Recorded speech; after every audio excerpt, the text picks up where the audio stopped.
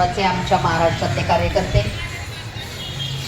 परशुरामजी वाडेकर आमच्या संविधान दिंडीचे गेल्या 7 वर्षापासून सुरू असलेल्या या महत्त्वपूर्ण दिंडीचे आमचे चालक श्यामसुंदर सोन्नर महाराज ज्यांच्या संकल्पनेतून आम्ही भक्ती समूह महाराष्ट्रातला आणि देशभरातला आम्ही आकाराला आणतो आहे ते आमचे मित्र अविनाश पाटील ज्यांच्या मार्गदर्शनाखाली आम्ही हा सगळा विचार समजून घेण्याचा प्रयत्न करतो आहे ते सुहास महाराज ज्यांना त्याचा पण परवानगी दिली आमचे युक्रांचे नेते आणि गेली अनेक वर्ष आयुष्यामध्ये ज्या ज्या टप्प्याला महत्त्वाच्या भूमिका घ्याव्या लागल्या त्या वेळेला माझ्यासोबत उभे राहिलेले माझे मार्गदर्शक मित्र अनवर राजन माझे या सगळ्या चळवळीतले सहप्रवासी विकास लवंडे पैगंबर शेख अनेकांची नावं घ्यावी लागतील पण सगळ्यांची नावं घेण्यात मी वेळ घालवत नाही कारण आपल्याला 6 वाजतापर्यंतची वेळ मिळालेली आहे टेस्ट वाटलं कारण फुलेवाड्यामध्ये येऊन संविधान दिंडीच्या निमित्ताने सुरू होणाऱ्या किंवा सातत्याने गेली 7 वर्ष सुरू असलेल्या या एका सांस्कृतिक धार्मिक सामाजिक आणि पक्षाच्या पलीकडच्या राजकीय सुद्धा एका परंपरेच्या प्रस्थानाचा हा सोहळा आहे इतिहासामध्ये भविष्यकाळामध्ये याची फार महत्त्वपूर्ण नोंद केली जाणार आहे आणि अशा सोहळ्यामध्ये माझ्यासारख्या रस्त्यावर महिलांचे मुद्दे घेऊन लढणाऱ्या कार्यकर्तीला त्याचं अध्यक्षपद मिळणं ही माझ्यासाठी फार सन्मानाची गोष्ट आहे ही मंडळी केवळ वैचारिक मांडणी करतात आणि सोडून देतात अशी नाही तर प्रत्यक्षामध्ये स्वतःच्या आयुष्यामध्ये त्या पद्धतीने जगण्याचा प्रयत्न करतात म्हणून आमचे ते मित्र आणि आमचे ते मेंटॉर्स आहेत आणि आजच्या दिवशी ज्या वेळेला आम्ही महात्मा फुले वाड्यातून 8व्या वर्षात पदार्पण करत असलेल्या आमच्या संविधान दिंडीचा हा प्रस्थान सोहळा घेऊन जातोय त्यावेळेला आमच्या मनामध्ये संमिश्र भावना आहेत त्या ठिकाणी सगळ्यांच्या बोलण्यामध्ये तो वैचारिक वारसा सांगत असताना चिंतेची झलक मला जाणवत होती कारण फक्त काय आमच्याकडे तो सांस्कृतिक ठेवा आमच्याकडून तो पारंपरिक ऐतिहासिक ठेवा संतांमुळे शिवाजी घडला संतांमुळे पुढे स्वातंत्र्याची चळवळ उभी राहिली महात्मा गांधींचा विचार पुढे आला आणि त्याच्यानंतर बाबासाहेबांच्या रूपाने आम्हाला संविधान मिळालं ही सगळी केवळ योगायोगाचा भाग नाही तर तो समतेचा विचार जो पुढे घेऊन जाणारी महाराष्ट्राची जी परंपरा आहे त्याची मध्ये कडी सुटली असं आम्हाला वाटतं ज्याच्याविषयी अविनाशजी म्हणाले की या सगळ्यापासून आम्ही थोडेसे फारकत घेऊन होतो हे काहीतरी अंधश्रद्धाळूपणे चाललंय हे काहीतरी वेगळं आहे असा आमचा समज होता त्याबद्दल सर्वप्रथम पुरोगामी चळवळीतले कार्यकर्ते म्हणून आम्ही माफी मागितली पाहिजे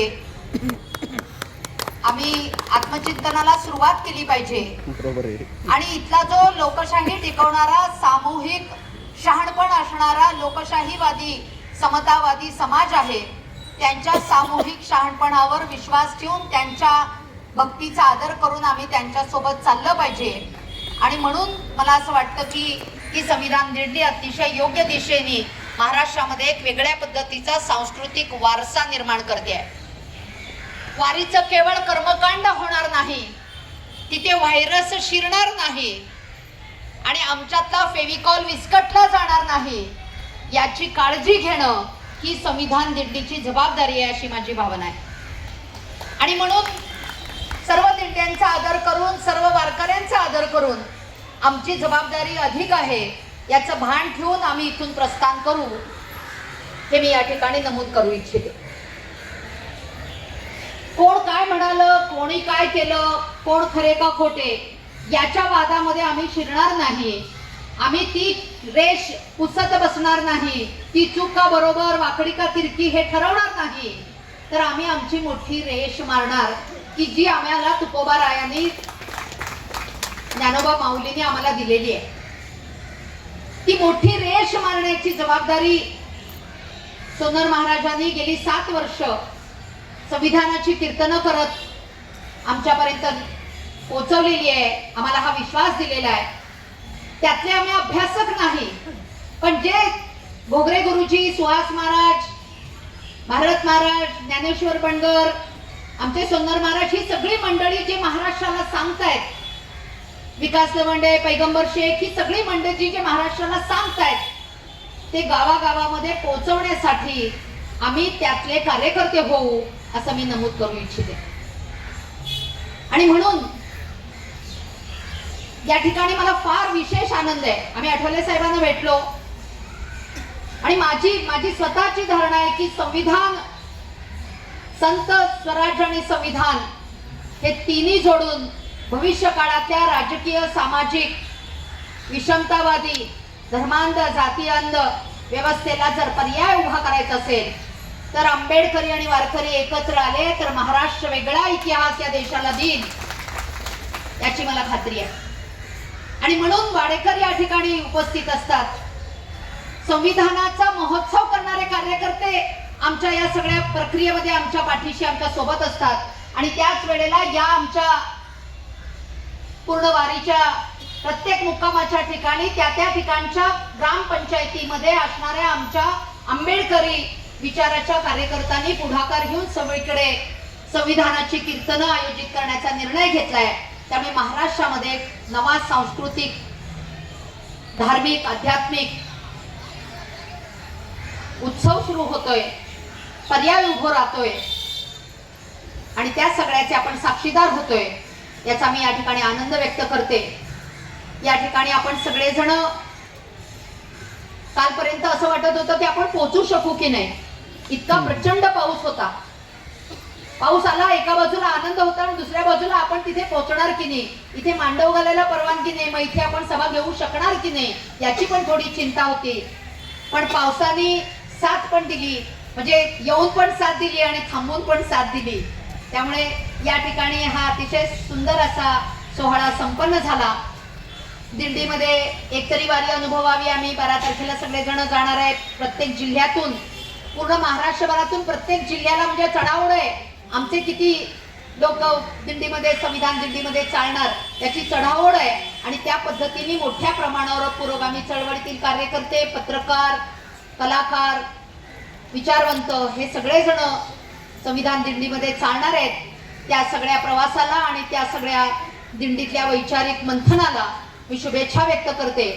फक्त केवळ वारीच्या दरम्यान हे होऊ नये, या पुढच्या काळातही या पद्धतीचा वैचारिक मंथन महाराष्ट्रामध्ये 200 वर्ष महात्मा ज्योतिराव फुलेंच्या शताब्दीचा आपण साजरा करतोय, 100 वर्ष आपण चौदार तळ्याचं साजरं करतोय.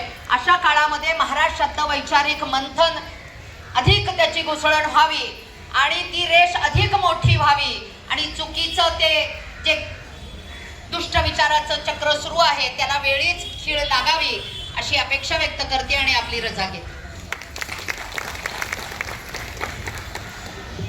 महाराष्ट्र हा संतांचा आहे, संतांचाच राहणार आणि संत विचारानंच पुढे जाणार. वर्षाताईंनी सांगितलं, देव रिटायर करा याची यानंतर देव घ्या कोणी, देव घ्या कोणी असं म्हणत वर्षाताई निघालेले आहे. म्हणजे आता देव घ्या कोणी, देव घ्या कोणी असं म्हणून आपण निघालेलो आहोत. तेव्हा वेगळी दिंडी, वेगळ्या दिंडीचा हा संदेश त्या देत आहेत. मी आभार मानण्यासाठी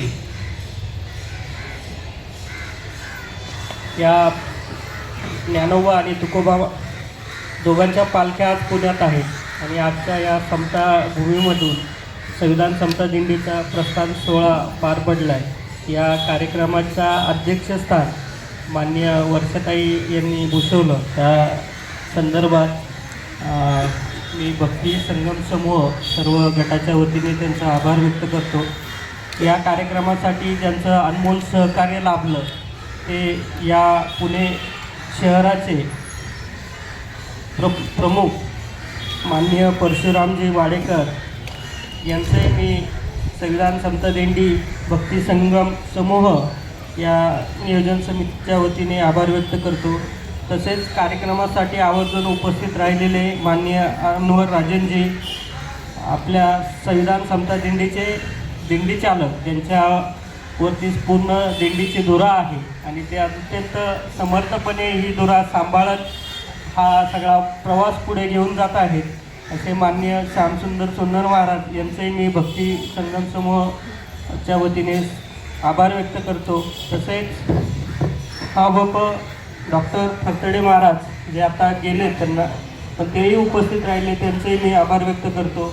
या पूर्ण कार्यक्रमाचं सूत्रसंचालन आणि संविधान समता दिंडीच्या नियोजनामध्ये त्यांचा प्रामुख्याने वाटा असतो असे भारत महाराज गुरुजी यांचेही मी आभार व्यक्त करतो. तसेच समोर बसलेले या कार्यक्रमासाठी उपस्थित असणारे सगळे वारकरी या सगळ्यांचं मी आभार व्यक्त करतो. या कार्यक्रमाच्या या संविधान समता दिंडीच्या एक दिवस वारी अनुभवावी आणि भक्ती संगम समूहामध्ये सगळ्यां तळमळीने धावपळ करणारे माननीय अविनाश पाटील सर यांचाही मी आभार व्यक्त करतो.